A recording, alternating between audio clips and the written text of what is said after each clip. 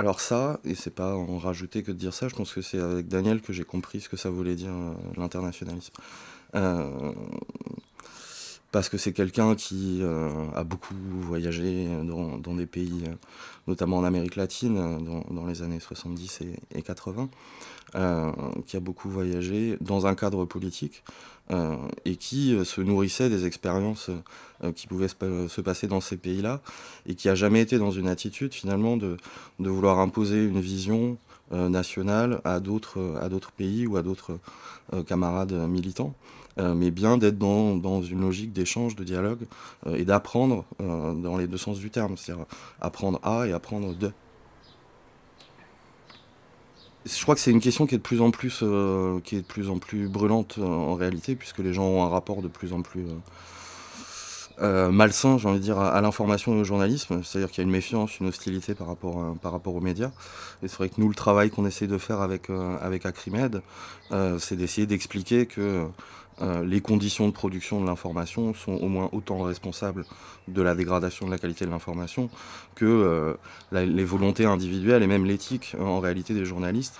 Et finalement, les questions d'éthique sont quasiment, absentes, puisqu'on n'a même plus le temps finalement d'avoir de l'éthique, parce qu'il faut produire de la marchandise, qu'on appelle encore information, même si ça l'est de moins en moins, quoi. Le terme en lui-même, déjà, marché de la presse, je trouve, est intéressant.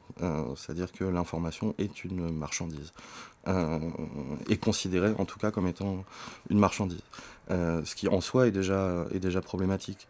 C'est-à-dire, nous, ce qu'on défend, c'est un nous qui est large, hein, c'est Acrimed, mais c'est aussi toute une partie de la gauche radicale. C'est l'idée qu'il faudrait un vrai service public de l'information et de la culture qui ne soit pas soumis aux logiques de marché. C'est-à-dire que l'information, comme l'éducation, comme la santé, comme plein d'autres biens communs, finalement, ne devraient pas être soumises aux logiques marchandes. J'ai un souvenir d'un coup de téléphone, de Daniel, alors que moi j'étais là-bas, à Bethléem, quelques heures après que, mon père ait été, shooté par un sniper israélien. Et Daniel, a été un des premiers en fait à m'appeler, avant même les amis, avant la famille, etc. Ça a été un des premiers à être là, quoi. Et c'est un souvenir, ouais, dont je garde, voilà, je garde des traces, parce que c'était ça aussi, Daniel, d'être là, tout simplement, quoi.